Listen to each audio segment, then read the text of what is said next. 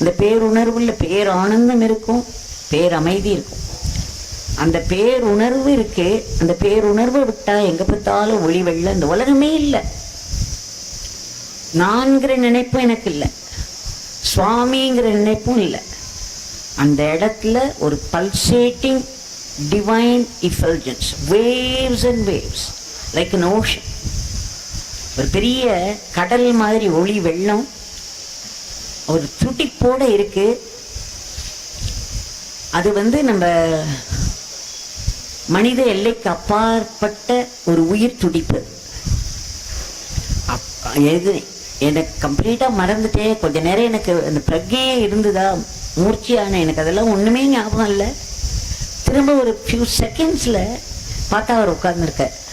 அப்புறம் நான் தேவகி, ஏன்னா இந்த உடம்போடு இருக்கேன் அப்படிங்கிறது, இந்த பாடி கான்சியஸ்னஸ் ரிட்டர்ன்டு டு மீ. அவர் எழுத்தாப்புல நமக்கு தெரிஞ்ச இந்த ஃபெமிலியர் ஃபார்ம்ல உட்கார்ந்துருக்க.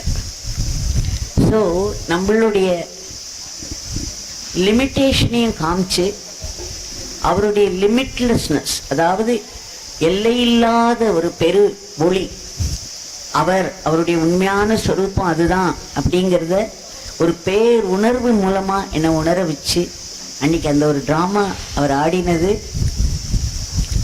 எல்லாருக்கும் ஒரு ரெவல்யூஷன். அவருடைய உண்மை சொரூபம் அதுதான். அவர் நமக்கு மேல வச்சிருக்கிற பேர் அன்புனால, பெரும் கருணையினால அந்த வடிவத்தை எடுத்து அந்த பச்சை தலைப்பாகைன்னு ஒரு அடையாளத்தை கட்டிண்டு, நான் கூட அவரை சில சமயம் கேள்வி பண்ணுவேன், ஏன் பகவான் இந்த கலரை சூஸ் பண்ணேன். அவரை எனக்கு நிறைய உரிமைகள் கொடுத்திருந்தார். ஏன்னா அவரை தவிர்த்து யாரையும் பார்க்கறது இல்லை, அவர்கிட்ட பேசுறதை தவிர்த்து வேற யார்கிட்டையும் பேச முடியாது.